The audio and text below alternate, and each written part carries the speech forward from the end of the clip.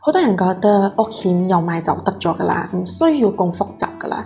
但係你知唔知道，你買嘅屋險佢係咪 cover 晒成個風險先？打個比喻啦，一對夫妻佢哋一齊聯名買咗一間屋，但係先生冇屋險，太太有屋險，因為諗到太太冇做工啊嘛，佢需要保障，而先生有做工，所以佢有冇都冇相干，最主要係太太嘅啫。但係佢冇諗到嘅係，萬一佢再見咗嘅話，嗰個 house loan 佢嘅太太依然每個月要照俾照供。house loan 唔要因為講先生再見咗佢嗰部分就要消失噶。所以以首先嘅情況之下，其實兩位一齊買屋險係最好嘅，因為萬一對方其中一方有咩事，起碼依間屋佢可以直頭俾 set 得晒，你就唔需要反接落嚟嘅工期。係啊，我係有買屋險啊，但係你知唔知道你呢個屋險佢係咪有 cover 晒你成個 house loan 呢？一齊聯名買屋冇問題，但係風險唔好俾一個人 bear 哦。記得點讚關注哦。